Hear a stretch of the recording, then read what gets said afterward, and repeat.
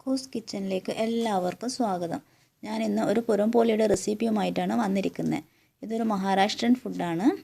ഇത് കടലപ്പരിപ്പും വെല്ലവും ഫില്ല് ചെയ്താണ് ഇത് ഉണ്ടാക്കുന്നത്. എന്നാൽ സമയം കളയുന്നില്ല, എങ്ങനെയാണ് ഇത് ഉണ്ടാക്കുന്നതെന്ന് നോക്കാം.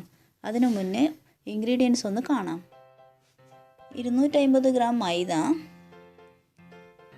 വെല്ലം 1 കപ്പ്, കൂടുതൽ മധുരം ആവശ്യമാണെങ്കിൽ കൂടുതൽ വെല്ലം എടുത്തോളൂ, ഉപ്പ്, വെള്ളം, പശുനെയ്യ്, 200 ഗ്രാം കടലപ്പരിപ്പ് 2 മണിക്കൂർ വെള്ളത്തിൽ കുതിർത്ത് വെച്ച് എടുത്തതാണ്. ഇനി ഒരു പാത്രത്തിൽ എടുത്തു വെച്ച മൈദ ഇട്ട് കൊടുക്കുക.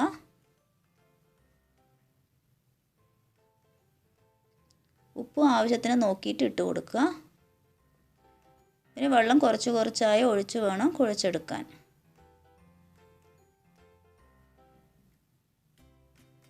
വെള്ളം കൂടിപ്പോവാതെ നോക്കണം. പിന്നെ 1 സ്പൂണ് ഗീ ഇട്ട് കൊടുക്കുക. എന്നിട്ടൊന്ന് നന്നായി കുഴച്ചിട്ട് മൂടി വെച്ച് റെസ്റ്റ് ചെയ്യാൻ വെക്കണം.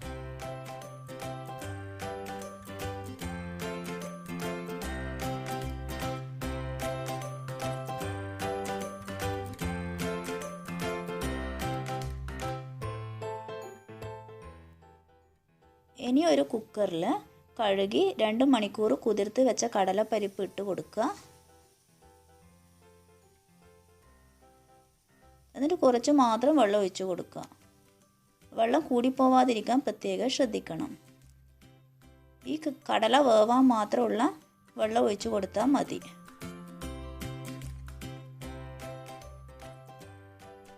എന്നിട്ട് മൂടി വെച്ച് 6-7 വിസിൽ വരുന്നത് വരെ വേവിച്ചെടുക്കണം.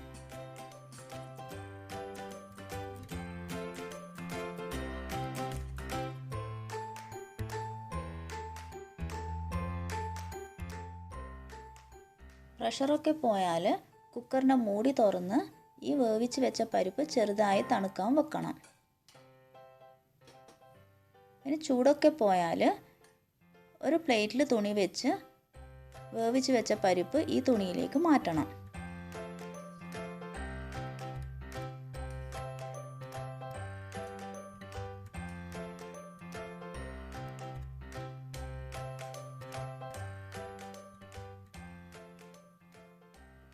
എന്നിട്ട് ഇത് നന്നായി പിഴിഞ്ഞ് ഇതിലെ വെള്ളം പൂർണ്ണമായി ഒഴിവാക്കിയെടുക്കണം.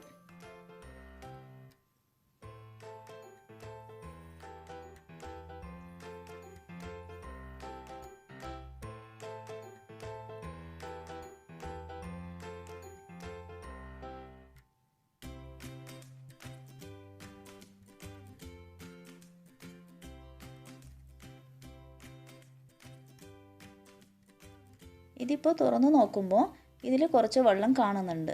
അതുകൊണ്ടാണ് ഇങ്ങനെ തുണി കൊണ്ട് ഒപ്പിയെടുക്കുന്നത്.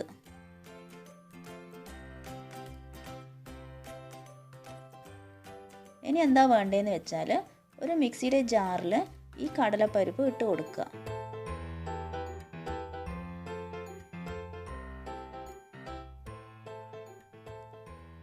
പിന്നെ ഗ്രേറ്റ് ചെയ്ത് വെച്ച വെല്ലവും ഇതിലേക്ക് ഇട്ട് കൊടുക്കുക.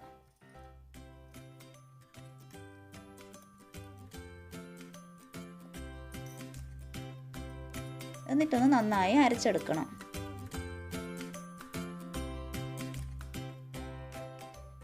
അരച്ച് കഴിയുമ്പോൾ ഇതുപോലെയാണ് കിട്ടേണ്ടത്.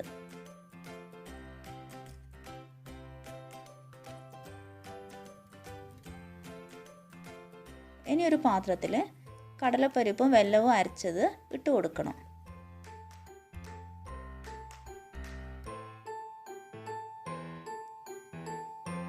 എന്നിട്ട് ഗ്യാസ് ഓൺ ചെയ്ത് നന്നായി ഇളക്കി ഒന്നുകൂടി ഡ്രൈ ആക്കി എടുക്കണം. ഇങ്ങനെ എന്തിനാണ് ചെയ്യുന്നതെന്ന് വെച്ചാൽ ഇതിൽ കുറച്ച് വെള്ളങ്ങാനം ഉണ്ടായാൽ നമ്മൾ വിചാരിച്ച പോലെ ഉരുട്ടിയെടുക്കാൻ പറ്റില്ല. അതുകൊണ്ടാണ് ഇങ്ങനെ ഡ്രൈ ആക്കി എടുക്കുന്നത്.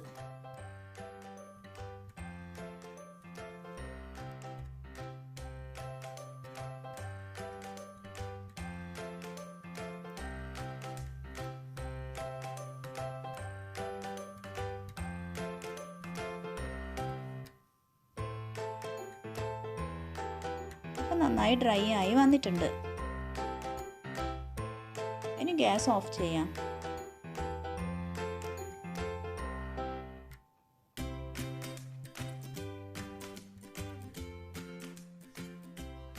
ഇനി ഇതിനെ ഒരു പ്ലേറ്റിലേക്ക് മാറ്റിയിട്ട് ചെറുതായിട്ടൊന്ന് തണുക്കാൻ വെക്കണം.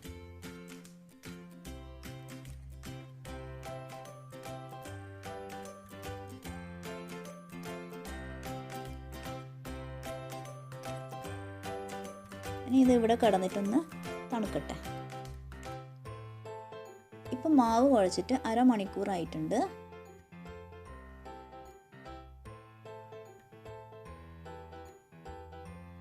ഇനി ഈ കുഴച്ച് വെച്ച മാവ് ഓരോ ഉരുളകളാക്കി വെക്കണം.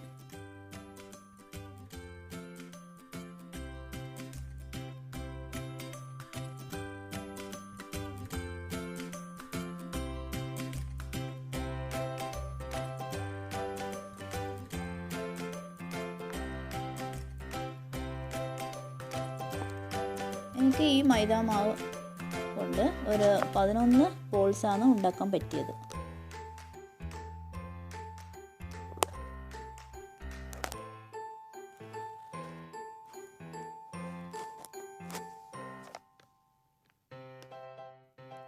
ഇതും ഒന്ന് നന്നായി കുഴച്ച് ഉരുളകളാക്കി എടുക്കണം. മധുരം നിങ്ങൾക്ക് കൂടുതൽ വേണമെങ്കിൽ കൂടുതൽ വെള്ളം എടുത്തോളൂ. ഞങ്ങൾക്ക് കൂടുതൽ മധുരം പറ്റില്ല, അതുകൊണ്ടാണ് കുറച്ച് മാത്രം വെള്ളം എടുത്തത്.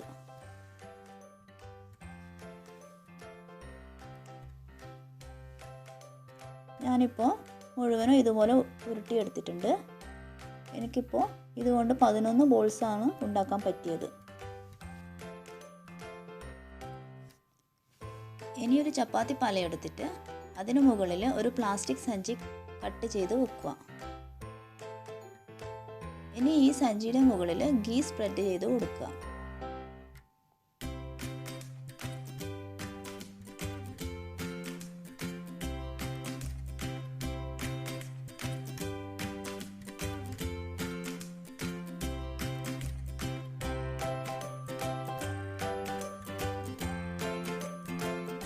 എന്നിട്ട് ഈ മൈദ ബോൾസ് ഇതിന് മുകളിൽ വെച്ച് ചെറുതായിട്ടൊന്ന് പരത്തിയെടുക്കുക.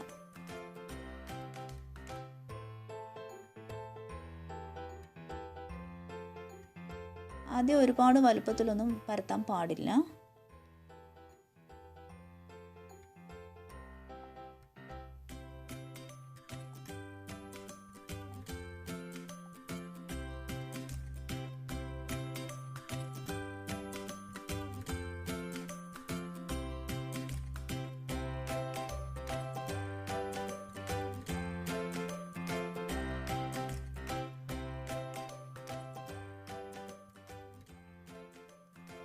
ചെറുതായിട്ടൊന്ന് പരത്തിയിട്ട് അതിൻ്റെ മിഡിലിൽ ഒരു വെള്ളത്തിൻ്റെ ബോൾ വെച്ച് ഇതുപോലെ കവർ ചെയ്ത് എടുക്കുക.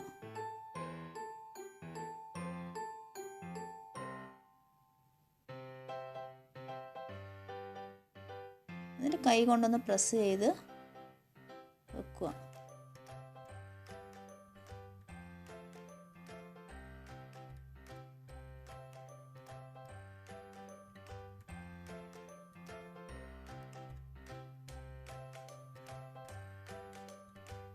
എന്നിട്ട് എത്ര നേരിയതായി പരത്താൻ പറ്റുന്നുവോ അത്രയും നേരിയതായി പരത്തുക.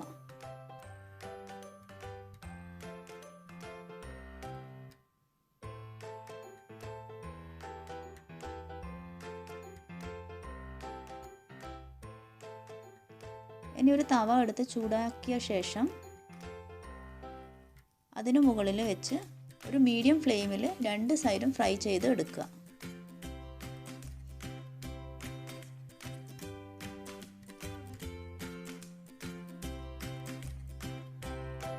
ഒരു സൈഡ് ചെറുതായി ബ്രൗൺ കളറായി വരുമ്പോൾ മറിച്ചിട്ട് കൊടുക്കുക.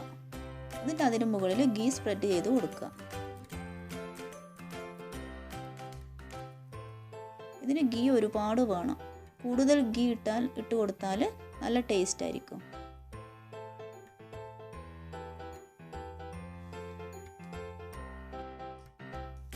രണ്ട് സൈഡും തിരിച്ചും മറിച്ചും ഇട്ട് ഫ്രൈ ചെയ്തെടുക്കുക.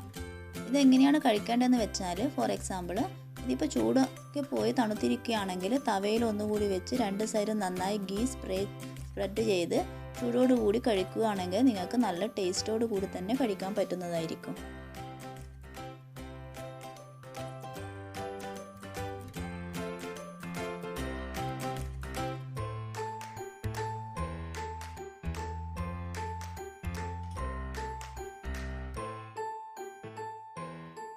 ഇപ്പോൾ പുരൺപോളി റെഡിയായി. Thanks for watching.